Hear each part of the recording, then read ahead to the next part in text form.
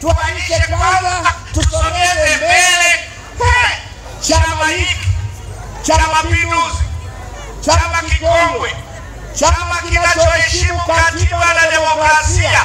Hatuwezi kuwa sehemu ya kuvuja katiba ya Jamhuri ya Muungano wa Tanzania.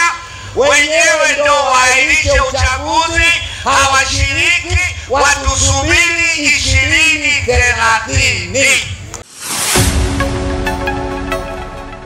Tunaona alipo huru, tuwahirisheje uchaguzi? Wenyewe mnapita mnachangisha na hela, mnajinadi, mnasema hiki na hiki. Kwa hiyo nchi iko salama, hatuwezi kuahirisha uchaguzi.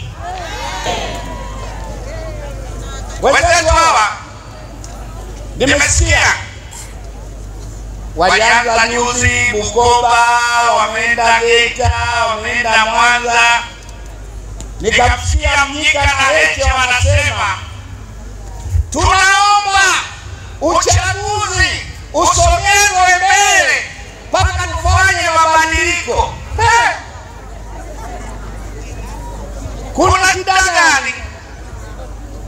Jamani, hakuna mwenye mamlaka ya kusogeza uchaguzi. Uchaguzi upo kwa takwa la kikatiba, na mimi nawaambia Mnyika na Heche, tuko tayari kwa uchaguzi.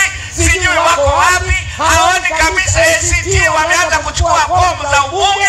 Sisi tumejipanga ndani ya uchaguzi katika chama chetu, tunakwenda kwenye uchaguzi. Hatuwezi kuahirisha uchaguzi, hatuko katika vita, hakuna jambo la dharura. Wao wapumzike, tunasonga mbele.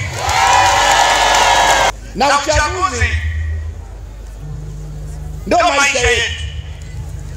Unapomchagua kiongozi kuwa diwani, maana yake ni miaka 5 ili awakilishe.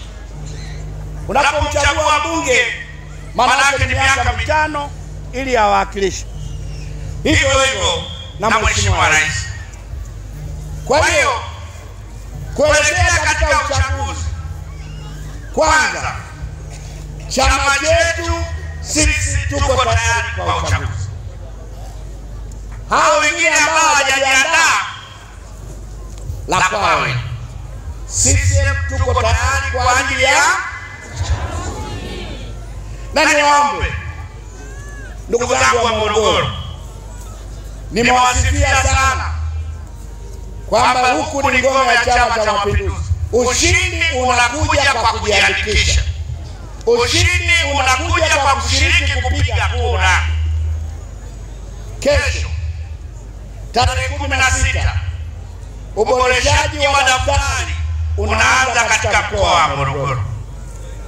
Kama hujabadili taarifa zako, kama hujajiandikisha, ni kuombe muende katika vituo vitakavyotajwa.